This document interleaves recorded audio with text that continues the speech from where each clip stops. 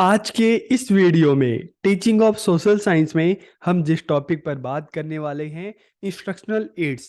तो आप इसको इंस्ट्रक्शनल एड्स भी बोल सकते हैं और इसको आप टीचिंग एड्स भी बोल सकते हैं। तो इस वीडियो में हम जानेंगे कि इंस्ट्रक्शनल एड्स क्या क्या होते हैं, इनके कितने टाइप्स हैं, इनकी क्या इंपॉर्टेंस है और ये इंस्ट्रक्शनल एड्स कौन कौन से हैं। तो हम इन सारे पॉइंट्स पर इस वीडियो में बात करेंगे। तो वीडियो को हम शुरू करते हैं। और सबसे पहले अगर हम इंस्ट्रक्शनल एड्स की या टीचिंग एड्स की अगर हम बात करें तो हर टीचर चाहता है कि क्लास में वो जाकर बच्चों को बहुत ही अच्छे तरीके से पढ़ाए, बहुत ही बेहतर तरीके से पढ़ाए। और हर टीचर ये भी चाहता है कि वो अच्छा तो पढ़ाए लेकिन बच्चों को भी समझ में आ जाए। तो इसके लिए टीचर क्या करते हैं, क्लास में जाते हैं तो जो भी वो टॉपिक पढ़ाते हैं, किसी भी सब्जेक्ट में जो भी चैप्टर पढ़ाते हैं, तो उसको पढ़ाने के लिए अलग अलग मटेरियल, अलग अलग जो सामग्री है उसका इस्तेमाल करते हैं। तो जैसे आप सबको भी याद होगा, आपके टीचर आपको पढ़ाते थे तो वो चार्ट्स भी यूज करते थे, मॉडल भी यूज करते थे, आपको पिक्चर्स भी दिखाते थे। और अगर आपके स्कूल में स्मार्ट क्लासरूम होगी तो प्रोजेक्टर के थ्रू, स्मार्ट बोर्ड के थ्रू, तो अलग अलग ये रिसोर्सेस है, साधन है, इसका इस्तेमाल करके टीचर आपको पढ़ाते थे ताकि आपको कम से कम समय में ज़्यादा जो ज्ञान है, नॉलेज है, आपको दी जा सके और आपको जो कंसेप्ट है क्लियर हो सके, आपको चीज़ें अच्छे से समझ में आ जाए। तो ये सारा जो मटेरियल है, जो सारी सामग्री है जिसका इस्तेमाल टीचर क्लास में जो भी टॉपिक पढ़ाता है तो उसको पढ़ाने के साथ उसका इस्तेमाल करता है ताकि वो जो टॉपिक है बच्चों को अच्छे से समझ में आ जाए। तो इसी मटेरियल या जो सामग्री है इसे ही हम क्या कहते हैं, इंस्ट्रक्शनल एड्स या teaching ads. So, the tools used by a teacher in the classroom to make his teaching easy and effective are known as teaching या instructional material। ठीक है, तो आपको एक कंसेप्ट क्लियर हो गया होगा कि इंस्ट्रक्शनल एड्स या टीचिंग एड्स क्या है। नाम दोनों का, चाहे आप इसको इंस्ट्रक्शनल एड्स बोल लो चाहे टीचिंग एड्स बोल लो, मतलब क्या है कि क्लास में जब टीचर पढ़ाने जाता है तो पढ़ाते हुए जिन जिन चीज़ों का इस्तेमाल करता है, जिन जिन सामग्री का जो मटेरियल उसका यूज़ करता है अपनी टीचिंग को इफेक्टिव बनाने के लिए, बच्चों को समझाने के लिए, तो इसे ही इंस्ट्रक्शनल या टीचिंग एड्स कहते हैं। अब हम बात करते हैं टाइप्स ऑफ इंस्ट्रक्शनल एड्स की कि इनके कितने प्रकार हैं। तो देखिए, ये इसके 3 टाइप्स होते हैं। सबसे पहले अगर हम बात करें audio visual and audio visual, ठीक है। तो ऑडियो मतलब इस तरह की सामग्री जो बच्चों को सुनाई दे, ठीक है। So the aids by which children acquire knowledge by listening, ठीक है। तो ऐसी सामग्री जिनसे बच्चा जो है सुनकर ज्ञान ग्रहण करता है, जैसे रेडियो हो गया, टेप रिकॉर्डर हो गया, तो इसको हम क्या कहते हैं, इसको हम कहते हैं ऑडियो एड्स, जिसको आप हिंदी में कहेंगे श्रव्य सामग्री। श्रव्य का मतलब होता है सुनना। उसके बाद फिर हम बात करते हैं विजुअल। विजुअल का मतलब है दिखाई देना। तो क्लास में वो सारी चीजें, ठीक है, चाहे हम पिक्चर की बात करें, चाहे चार्ट पेपर की बात करोगे, चाहे आप ग्लोब की बात करें, ठीक है, आप मैप की बात करें, तो ये सारी चीजें जो आपको दिखाई देती है, तो इस तरह की जो सामग्री है टीचर इस्तेमाल करता है, आपको दिखाता है चीजों को, चाहे चार्ट पेपर के थ्रू, चाहे आप ग्लोब देखें, चाहे मैप देखें। तो इस तरह की जो चीजें हैं उसको हम क्या कहते हैं, विजुअल एड्स, ठीक है, जो दिखाकर चीजें टीचर आपको बताता है।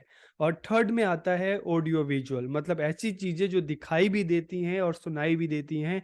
एग्जाम्पल के लिए टीवी हो गया, सिनेमा हो गया, वीडियो हो गया। तो ये जो कैटेगरी है किसमें आती है, ऑडियो विजुअल एड्स। तो कई बार आपको मूवी भी दिखाई जाती है, वीडियोस भी दिखाई जाती है आपके सब्जेक्ट से रिलेटेड, टॉपिक से रिलेटेड। तो जो इंस्ट्रक्शनल जो एड्स हैं उसके 3 टाइप्स हैं। ऑडियो मतलब जो सुनाई देता है, ठीक है, इसमें रेडियो आ गया। विजुअल जो दिखाई देता है, चार्ट पेपर हो गया, ग्लोब हो गया, मैप हो गया, ठीक है। और तीसरा ऑडियो विजुअल जो दिखाई भी देता है, सुनाई भी देता है। तो आपको ये समझ में आ गया होगा कि जो इंस्ट्रक्शनल जो एड्स हैं इसके कितने टाइप्स हैं, 3 टाइप्स हैं, 3 प्रकार हैं।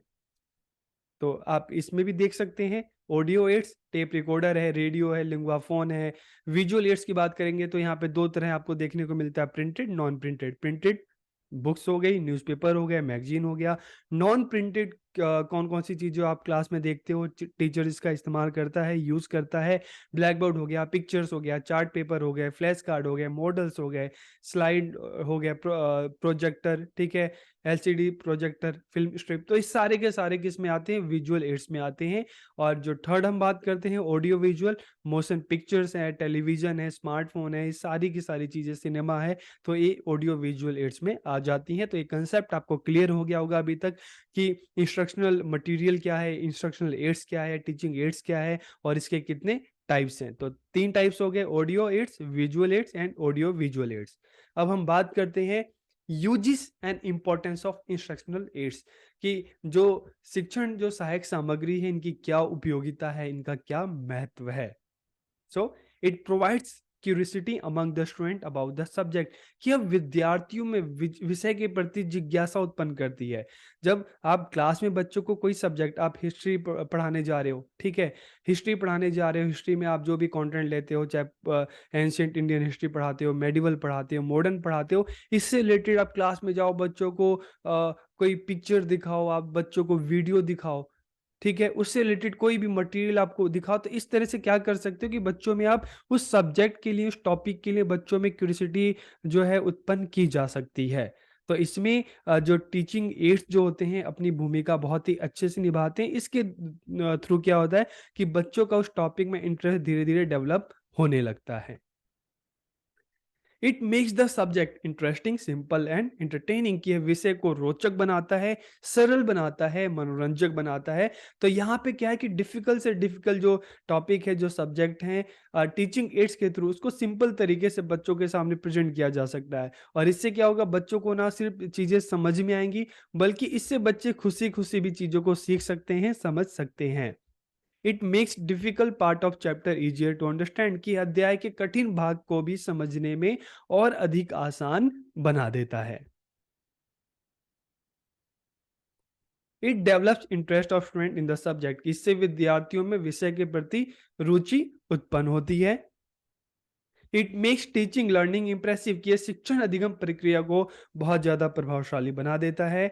It helps in providing direct experience, के प्रत्यक्ष अनुभव प्रदान करने में सहायक होते हैं। देखिए एक एग्जांपल के तौर पर, बारिश होती है, ठीक है, तो जब बच्चों को वाटर साइकिल का, जल चक्र का पढ़ाया जाता है, तो अगर आप क्लास में जाके वैसे ही बच्चों को बताओगे, ठीक है, तो हो ये चीजें बच्चों को समझ में आए ना आए, हो सकता है कुछ को समझ में आए, पूरी क्लास को समझ में ना आए, और थोड़ा-सा मुश्किल लगने लगता है। लेकिन यही चीज़ें उससे रिलेटेड आप जो वाटर साइकिल है उससे रिलेटेड आप बच्चों को वीडियो दिखा दो, ठीक है? किस तरह से बादल आते हैं, बारिश होती है, पानी नदियों में जाता है, समुद्र में जाता है, फिर से सूरज की जो गर्मी की वजह से भाप बनकर उससे बादल बनते हैं। तो ये सारी चीज़ें अगर वीडियो के थ्रू दिखाओगे तो बच्चों को अच्छी तरह से समझ में आएगा। इसी तरह से हम बच्चों को जब ओशन के बारे में पढ़ाते हैं, महासागरों के बारे में पढ़ाते हैं, तो बताना अलग चीज़ है। वही चीज़ें आप बच्चों को ग्लोब के थ्रू दिखाओगे, आप मैप के थ्रू दिखाओ, आप वीडियो के थ्रू दिखाओ, तो बच्चों को ज़्यादा अच्छे से क्लियर होगा, उनको ज़्यादा अच्छे से समझ में आएगा।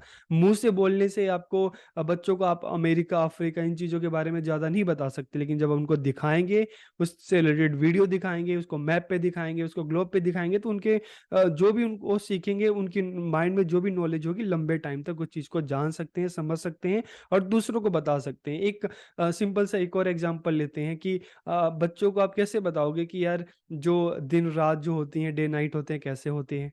कैसे जो है हमारे जो पृथ्वी पर जो है वेदर चेंज होता है, तो इसके लिए तो आपको टीचिंग मटेरियल चाहिए ना। अगर उससे आप मुँह से बोल के सिखाओगे तो बच्चों को कुछ नहीं समझ में आएगा, लेकिन वही आप उसको दिखाओगे, दिखाकर जो टीचिंग एड्स हैं उनका यूज़ करोगे तो बच्चों को अच्छे से समझ में आ जाएगा। अब हम बात करते हैं लो कॉस्ट टीचिंग एड्स, ठीक है? तो लो कॉस्ट, देखिए नाम से पता चल रहा है ऐसा टीचिंग एड जिसकी कॉस्ट बहुत ही कम है। तो लो कॉस्ट जो टीचिंग एड है, किस तरह से इनकी कॉस्ट कम हो सकती है? तो देखिए एज अ टीचर आपके लिए भी चाहिए कि भाई सबसे पहला काम है कि जब इस तरह का टीचिंग जो मटेरियल जो आप बनाते हैं लो कॉस्ट का मतलब है कबाड़ से जुगाड़, कि आपके घर में, आपके आस-पास जो वेस्ट मटेरियल है आप उनका यूज़ करके ही आप इस तरह के टीचिंग एड बना सकते हैं। तो आप वेस्ट मटेरियल को यूज़ करेंगे तो आपकी जो मटेरियल है उसकी जो कॉस्ट होगी वो लो होगी या बिल्कुल जीरो हो सकती है, जैसे इस पिक्चर में भी आप देख रहे हैं, ठीक है? तो ज़रूरी नहीं कि टीचिंग एड के लिए आप मार्केट में जाओ, आप खुद से भी हो, आपकी खुद की क्रिएटिविटी है, आप अपने हाथों से बनाओगे, क्लास में ले जाके बच्चों को दिखाओगे, बच्चा भी देखेगा, उसका भी इंटरेस्ट डेवलप होगा और बच्चे को भी लगेगा यार ये तो इतने कम पैसे में बन गया, फ्री में बन गया, हमारे मैम ने, हमारे सर ने घर में जो वेस्ट था उसी से बना लिया, तो हम भी बना सकते हैं। तो इससे बच्चों की क्रिएटिविटी डेवलप हो सकती है। So it refers to very low cost teaching aids made by teachers, involves minimal और जीरो कॉस्ट, की इसमें न्यूनतम लागत भी हो सकती है और जीरो लागत भी हो सकती है। These are made from household waste और easily available material in our natural environment, की जो भी घर का वेस्ट है या जो आसपास जो चीज़ें हमें अवेलेबल होती हैं उससे ही हम इसको बना सकते हैं। अब हम बात करते हैं इंस्ट्रक्शनल जो एड्स हैं, मटेरियल जो हैं, टीचिंग जो एड्स हैं उसकी बात करते हैं। चार्ट पेपर आते हैं। आप टीचिंग ऑफ सोशल साइंस में जब बच्चों को आप सोशल साइंस पढ़ाते हैं तो किन किन चीज़ों का आप यूज करते हैं, ठीक है? तो चार्ट हैं, मॉडल्स हैं, स्क्रैप बुक हो गई, मैप्स हो गए, मानचित्र, ठीक है, ग्राफ हो गए, टाइमलाइन है, ग्लोब है, ये टेक्नोलॉजी जो आज बिल्कुल लेटेस्ट हैं। तो ये सारी चीज़ें जब आप बच्चों को सोशल साइंस पढ़ाते हैं, उसमें हिस्ट्री पढ़ाते हैं, ज्योग्राफी पढ़ाते हैं, पॉलिटिकल साइंस पढ़ाते हैं, इकोनॉमिक्स पढ़ाते हैं, तो इन सब चीज़ों की हेल्प से आप सोशल साइंस को ना केवल बहुत ही इंटरेस्टिंग बना सकते हैं, बल्कि बच्चों का भी इसमें इंटरेस्ट डेवलप होगा। बच्चे जो भी डिफ़िकल्ट से डिफ़िकल्ट जो कंसेप्ट है, उसको बहुत ही आसान तरीके से आप इन सारे जो टीचिंग जो एड्स हैं, इनका यूज़ करके आप उनको समझा सकते हैं, बता सकते हैं। तो देखिए, सबसे पहले अगर हम बात करें चार्ट पेपर की, तो चार्ट पेपर एक ऐसा नाम है, ऐसा वर्ड है जिससे आप बिल्कुल फ़ैमिलियर होंगे, ठीक है? क्लास में अक्सर जब स्कूल में होंगे, चाहे साइंस है, सोशल साइंस है, हिंदी है, तो आप अलग-अलग सब्जेक्ट के चार्ट बना के ले जाते होंगे। तो चार्ट जो होते हैं, रेडीमेड भी आते हैं और बच्चा ब्लैंक चार्ट पेपर मार्केट से लाकर आप उस पे चीज़ों को बनाते भी हैं, और अक्सर ये भी होता है कि चार्ट पेपर अच्छा होता है, तो टीचर क्या करते हैं, उसको क्लास की जो वॉल पे वहाँ पे पेस्ट कर देते हैं। तो अगर चार्ट पेपर की बात करेंगे तो सोशल साइंस का एक बहुत ही इम्पोर्टेंट टीचिंग मटेरियल है, और दूसरा है बहुत ही लो कॉस्ट है, इसकी कॉस्ट ज़्यादा नहीं होती। तो मार्केट में जाओगे तो रेडीमेड भी होगा, और आप इसको ब्लैंक लाके घर पे भी आप इसको बना सकते हैं, और इसमें आप अलग-अलग सब्जेक्ट है, चाहे हिस्ट्री से रिलेटेड है, आपने कोई शासक था, आपने उसकी पिक्चर बना दी, ठीक है? आप ज्योग्राफी की हम बात करें तो वहाँ पे मोटरसाइकिल आपने बना दिया, इंडस्ट्री जो है उसके अलग-अलग टाइप्स, ये सारी चीज़ें बना दी, पॉलिटिकल साइंस से रिलेटेड जो टॉपिक है आपने उस पे बना दिया, इकोनॉमिक्स से रिलेटेड चीज़ें हैं आपने उस पे बना दिया, ठीक है? तो these can be used in the class by making different types of figure और ग्राफ, इस पे आप इन चीज़ों का इस्तेमाल करके बना सकते हैं। फिर अगर मॉडल की बात करें, तो अक्सर आपसे सोशल साइंस में या साइंस में लैंग्वेज में भी कहा जाता था यार मॉडल बना के लाओ, जैसे 10th में बोर्ड्स में भी आपसे शायद कहा गया होगा। तो मॉडल्स क्या होता है कि देखो, बहुत बार ये होता है ना कि मॉडल्स जो रियल ऑब्जेक्ट होता है, तो बहुत बार रियल ऑब्जेक्ट तो आप क्लासरूम में ला नहीं सकते। अगर हम बताएं यार ताजमहल के बारे में, ठीक है, ताजमहल तो आप क्लास में ला के बच्चों को नहीं दिखा सकते ना, तो उसका जो मॉडल है वो ला के आप दिखा सकते हो। आप अर्थ को नहीं लाके दिखा सकते क्लास में, लेकिन आप उसका मॉडल लाके आप बच्चों को दिखा सकते हो। आप पहाड़ों को नहीं दिखा सकते लाके क्लास में, लेकिन उसका जो मॉडल है, आप लाके दिखा सकते हो और बच्चों से को उसके बारे में समझा सकते हो। तो मॉडल की बात करें तो model play an important role in social science teaching, की सोशल साइंस टीचिंग में इसकी भूमिका बहुत ही महत्वपूर्ण है। ठीक है? और सबसे बड़ी चीज़ है कि आप रियल ऑब्जेक्ट को नहीं ला सकते, इसलिए उसका आप मॉडल लाकर आप चीज़ों बच्चों को दिखा सकते हो और समझा सकते हो। एनिमल्स हैं, ठीक है? टाइगर है, एलिफेंट है, तो बच्चों को उनके बारे में कैसे पता चलता है? बच्चा पिक्चर देखता है, कई बार उसके जो मॉडल जो हैं, आप उनका भी यूज़ कर सकते हो।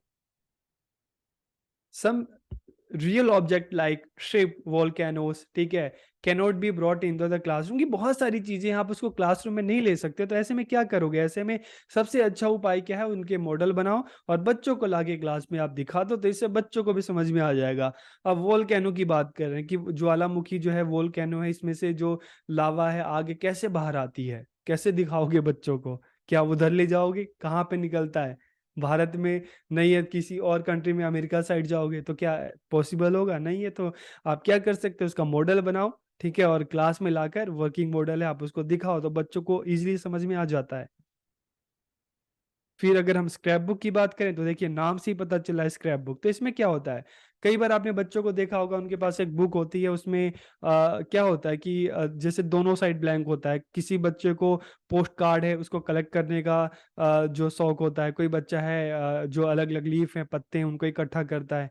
तो अलग अलग बच्चों का, कोई बच्चा जो नोट है पुरानी जो कॉइन्स है उनको कलेक्ट करता है, तो इस तरह की स्क्रैप बुक क्या होती है कि एक ब्लैंक आप कह सकते हो कि कॉपी होती है, और बच्चा जो भी उसका इंटरेस्ट होता है, कोई चीज़ें हिस्ट्री से रिलेटेड, ज्योग्राफी से रिलेटेड जो बच्चा कलेक्ट करता है, और उसमें उसको क्या करता है, पेस्ट कर देता है। तो इसलिए अगर स्क्रैप की बुक की बात करें, book with empty pages where you can stick newspaper articles, pictures etcetera that you have collected and want to keep, ठीक है? तो आपको ये समझ में आ गया कि खाली पन्नों वाली किताब जिसमें आप कोई भी चीज़ है, अखबार के लेख हैं, चित्र है, बहुत सारी इससे रिलेटेड चीज़ें, कॉइन्स हैं, आपको ये चीज़ें अच्छी लगती है कलेक्ट करना तो आप उसपे पेस्ट कर सकते हो, तो इससे आपके पास एक कलेक्शन हो जाता है।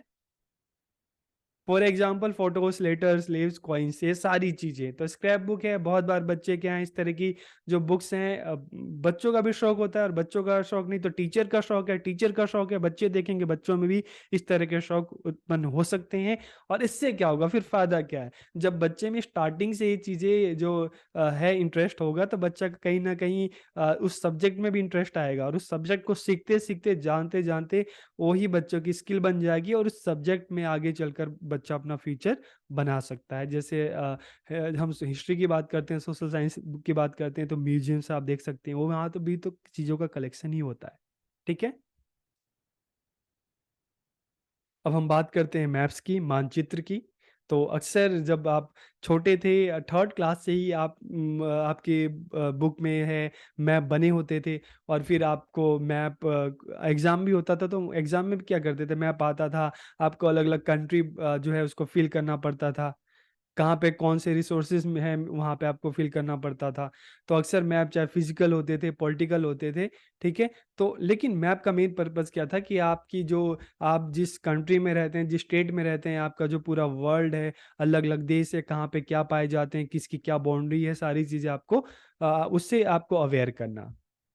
So map have a very important place in social science teaching की सामाजिक विज्ञान अधिगम है, इसमें भी हम देखते हैं मैप की बहुत ही इंपॉर्टेंट रोल है और मैप की बात करें तो इसकी भी ज़्यादा कॉस्ट है, इतनी ज़्यादा नहीं होती। और मैप्स की बात करें, maps provide information about different country, अलग-अलग कंट्री के बारे में, उनके बॉर्डर्स के बारे में, रिवर्स के बारे में, माउंटेन के बारे में, फॉरेस्ट के बारे में, रिसोर्सेज, ये सारी चीज़ें हमें मैप्स में मिल जाती हैं, ठीक है? अलग-अलग टाइप के मैप्स होते हैं, किसी में अलग-अलग कंट्री की बाउंड्री के बारे में बताएँगे, किसी में बताएँगे कि कहाँ पे कौन-सी फसलें होती हैं, ठीक है? किसी में बताएँगे कहाँ-कहाँ कितनी नदियाँ हैं। तो इससे हमें क्या है कि मैप से हमें इस दुनिया के बारे में, अलग-अलग देशों के बारे में, रिसोर्सेज के बारे में सारी जानकारी हमें मैप में मिलती है। फिर अगर ग्राफ की बात करेंगे तो ग्राफ, इससे भी आप फ़ैमिलियर होंगे। So graph has been used of pictorial visual material in social science teaching कि सामाजिक विज्ञान शिक्षण में चित्रात्मक दृश्य सामग्री के रूप में ग्राफ का हमेशा प्रयोग किया जाता है। तो सोशल साइंस में जब आप इकोनॉमिक्स पढ़ते हैं या ज्योग्राफी पढ़ते हैं तो वहाँ पे आप देखेंगे कि जो ग्राफ है इसका यूज़ ज़्यादा किया जाता है। They are mostly used to present the collected information, survey result, numerical and qualitative data etc. in proper manner कि यहाँ पे ये सारी चीज़ें हैं, ठीक है? तो इन चीज़ों का इस्तेमाल किया जाता है ग्राफ के रूप में। इन इन चीज़ों को ग्राफ के रूप में प्रेज़ेंट किया जाता है।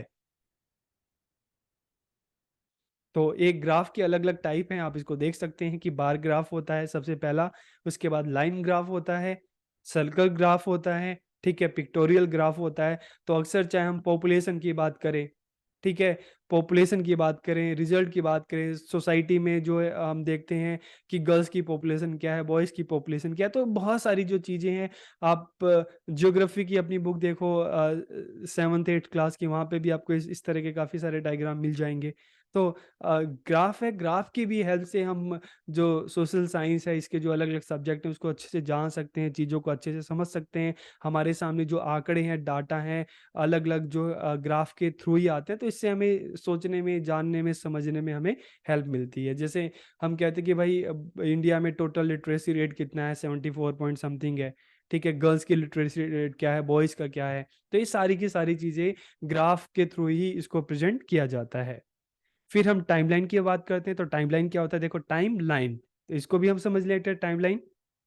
So, a timeline represent a type of graph that uses simple lines to represent historical event and the time and interval associated with their occurrence. ठीक है?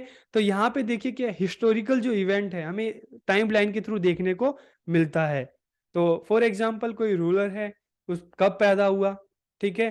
और पैदा कब हुआ, कब राजा बना और किस-किस टाइम पीरियड में उसने क्या-क्या, जो उसके टाइम में क्या-क्या चीज़ें हुई, ये सारी की सारी चीज़ें हमें टाइमलाइन में मिल जाती हैं। फिर है कि उसकी डेथ कब हुई, इसी तरह से हम इंडियन नेशनल मूवमेंट की बात करते हैं, आंदोलन की बात करते हैं, तो स्टार्ट कब हुआ, अंग्रेज कब भारत में सबसे पहले आए, ठीक है, उसके बाद कौन कौन सी अलग अलग लड़ाइयाँ लड़ी गई, ठीक है, भारत में अलग अलग टाइम में कौन कौन से जो आंदोलन हुए, कब आजाद हुआ। तो इस तरह से टाइमलाइन के थ्रू हम अलग अलग जो इवेंट है एक लाइन में हम इसको दिखा सकते हैं कौन सी घटनाएं कब घटी, ठीक है। तो एक एग्जाम्पल के तौर पे अगर हम इंडियन इंडिपेंडेंस की बात करें तो इसकी जर्नी की बात करें तो 1857 का जो विद्रोह हुआ था, ठीक है, जो क्रांति हुई थी, उसके बाद 1885 में जो कांग्रेस बनी थी। तो इस तरह से अलग अलग टाइम पीरियड होते होते अलग अलग मूवमेंट हुए और उसके बाद 1947 में भारत को आज़ादी मिली। तो टाइमलाइन में इस तरह से कोई रूलर है तो उसकी पूरी लाइफ की जर्नी है कि कब पैदा हुआ,